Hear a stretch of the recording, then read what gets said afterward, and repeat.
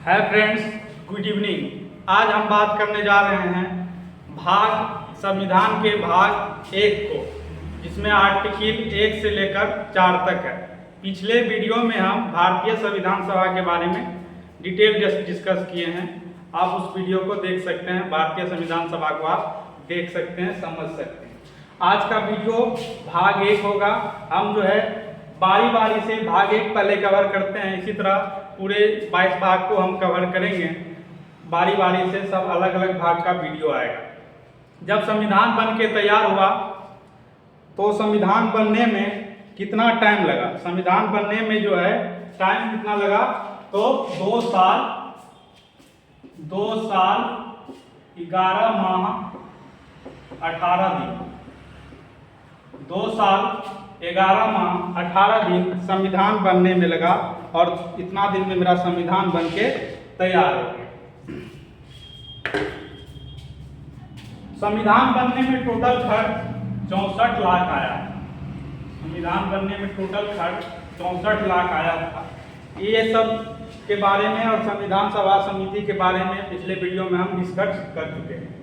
आज basically discuss करेंगे संघ एवं उसका राज्य क्षेत्र, जो भाग 1 में संघ एवं उसका राज्य क्षेत्र आर्टिकल 1 से लेकर 4 तक। तो इसके बारे में डिटेल चर्चा करते हैं। भाग 1 में ही बोला गया है, आर्टिकल 1 में बोला गया है कि भारत एक यूनियन है ना, संघ है।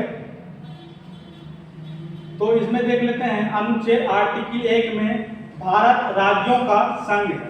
भारत क्या है? राज्यों का संघ है।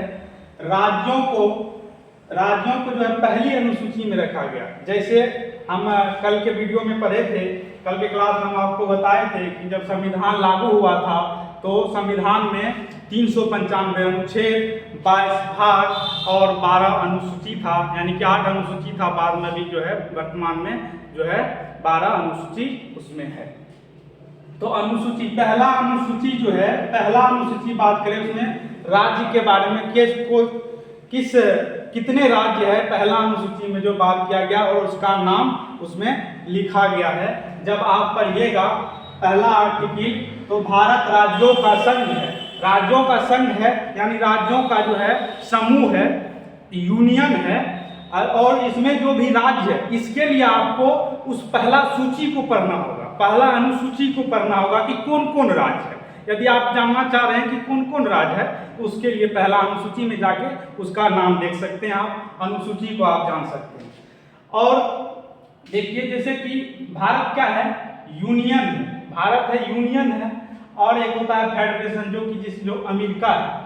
ये समझौता पे देश रहता है, यानी कि बहुत सारे राज्य जो है मिलकर एक देश बनता है। किसी एक को संघ केंद्र को पावर दे देता है, सब राज्य मिलकर, तो वह होता है आपका फेडरेशन।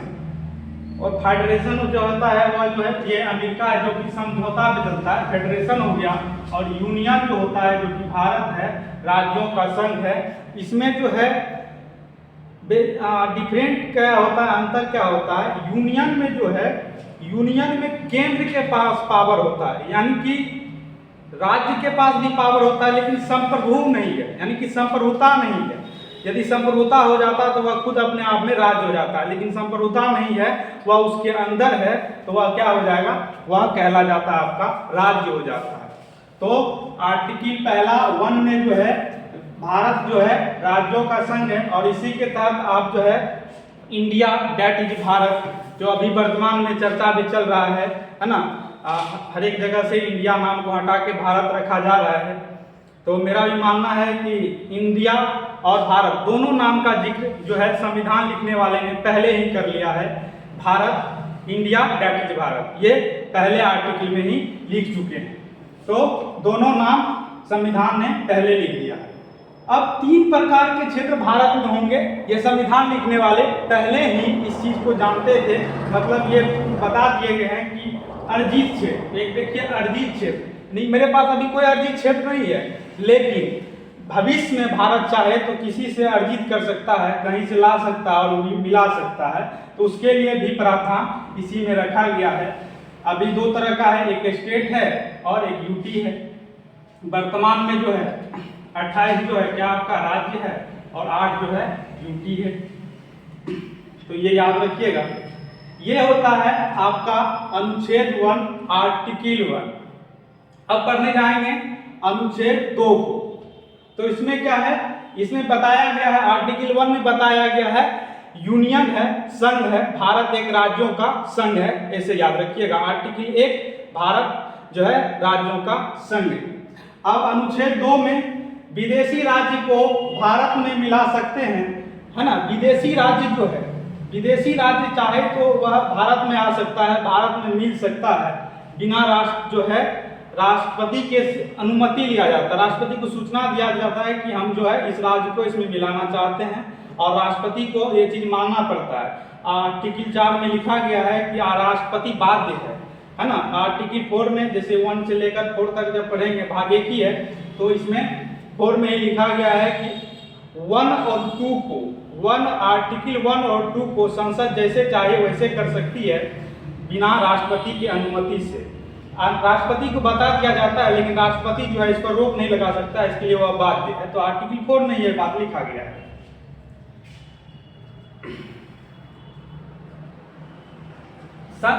संसद जो है संसद कर सकता है किसी भी विदेशी राज्य को अपने राज्य में मिला सकता है राष्ट्रपति के अनुमति के बिना, है ना। अनुमति के बिना सूचना दिया जाता है कि हम इस राज्य को मिलाने जाते हैं और वह मिला लेता है। बात करें हम सिक्किम का। सिक्किम राज्य 22वां राज्य जो कि देश भारत में मिला। तो सिक्किम राज्य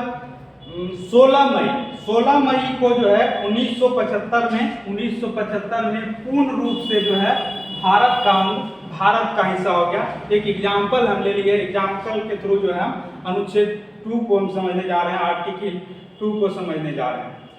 तो सिक्किम के पास मामला है, सिक्किम अलग था, यानी कि अपने आप में स्वतंत्र था, किसी में मिला हुआ नहीं था। अपने आप में समझ सकते हैं एक देश के तौर पर वह सिक्किम था। सिक्किम किसी में मिला हुआ नहीं था, किसी देश में मिला हुआ नहीं था। तो सिक्किम पे जो है तो सिक्किम चाह के हम भारत में मिल जाए, तो भारत के पास आया। उस समय के जो भी नेता थे उससे मिला, तो बताया गया सिक्किम को लगा कि नहीं, मतलब भारत मेरे साथ अच्छा ट्रीटमेंट करेगा कि नहीं करेगा, अच्छे से रखेगा कि नहीं रखेगा, इसीलिए जो है उसको 1 साल का मौका दिया कि आप 1 साल देख सकते हैं भारत में रह के, भारत से विलय करके कि आपके साथ कैसा व्यवहार होता है।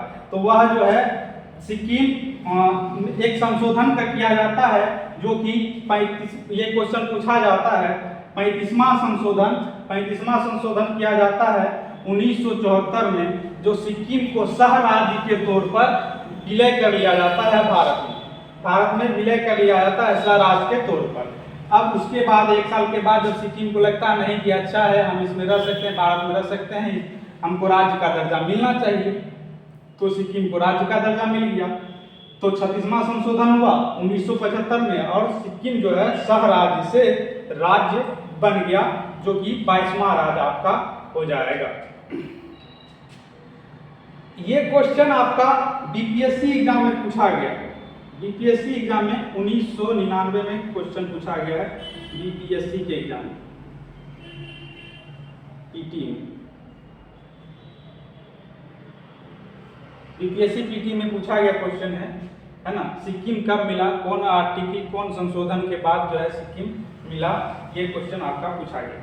अनुच्छेद 3, ये सब जो है यहाँ से क्वेश्चन, ढेर सारा क्वेश्चन बनता है। यदि किसी भी एग्जाम का बात करें तो आर्टिकल, अनुच्छेद से, जब संविधान से जो भी क्वेश्चन आता है तो 70-80% क्वेश्चन जो है आर्टिकल से ही आता है। तो अनुच्छेद अच्छे से याद रखिएगा, जो इम्पोर्टेंट है वह याद रखना इतना तो संभव नहीं है, लेकिन जो इम्पोर्टेंट है उसको आप याद रख सकते हैं। अब आर्टिकल अनुच्छेद 3 के बारे में जानेंगे। भारत के किसी भी राज्य का नाम, सीमा क्षेत्र में परिवर्तन राष्ट्रपति के पूर्ण अनुमति से जो है किया जा सकता है। पहले क्या किया, पहले में क्या है, यूनियन है, दूसरे में किसी विदेशी को मिला लिया है, और तीसरे में क्या है कि उसके नाम, सीमा, क्षेत्र में परिवर्तन कर सकता है। यानी कि कहने का मतलब है कि बांका को सरकार चाहिए तो झारखंड में दे सकती है, हो सकता है देवघर को जो झारखंड में है उसको बिहार में ला सकती है। तो ये पावर जो है सरकार के पास है, राज्य सरकार के पास है। और इसमें जो है विशेष बहुमत की भी अनुमति नहीं होता है, बस 50% संसद का बहुमत होना चाहिए, सिग्नेचर होना चाहिए, बस ये बिल पास हो जाता है। तो उसके नाम सीमा क्षेत्र में परिवर्तन कर सकता है। ये अनुच्छेद आर्टिकल 3 के तहत आप समझ सकते हैं। इसके लिए भी हम 2-3 एग्जाम्पल ले लिए हैं। जो 2000 ईस्वी में कुछ राज्य को अलग किया गया था, है ना, अलग किया गया था। जैसे मध्य प्रदेश को छत्तीसगढ़ से 1 नवंबर 2000 को अलग किया गया था। उत्तर प्रदेश को 9 नवंबर 2000 को उत्तर प्रदेश से उत्तराखंड अलग हुआ था। और बिहार से झारखंड 15 नवंबर 2000 ईस्वी को अलग हुआ था, बिहार से झारखंड।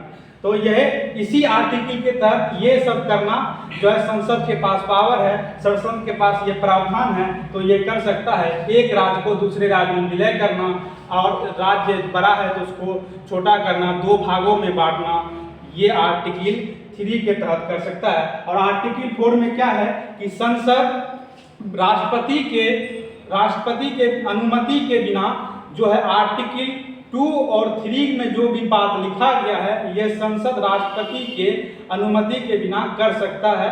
उसके लिए वह स्वतंत्र है, उसको कहीं जो है रोका नहीं जाएगा।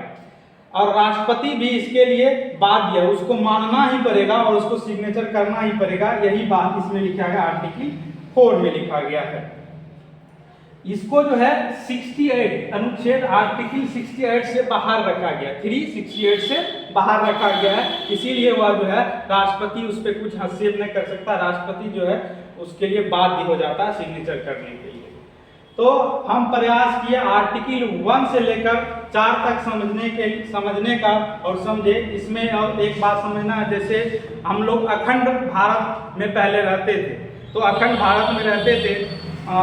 अफगानिस्तान, पाकिस्तान, भारत, श्रीलंका, सब नेपाल, भूटान सब एक ही था, बांग्लादेश सब भारत में ही था। तो धीरे धीरे सब अलग अलग बढ़ते गया। तो जो भारत से अफगानिस्तान जो अलग हुआ वह डूरल लाइन से अलग हुआ, और भारत से जो पाकिस्तान अलग हुआ रेड क्लिफ आया और वह शहीद थाने को मिला दिया, एक लाइन खींच दिया, तो वह रेड क्लिफ लाइन होता है। एग्जाम में क्वेश्चन पूछा जाता है जो भारत और पाकिस्तान को अलग करता है। आज हम प्रयास किया आर्टिकल 1 से लेकर 4 तक समझाने का, भाग 1 को समझाने का। आपको यह वीडियो कैसा लगा कमेंट में जरूर बताइएगा। लाइक, सब्सक्राइब, कमेंट जरूर करें। धन्यवाद।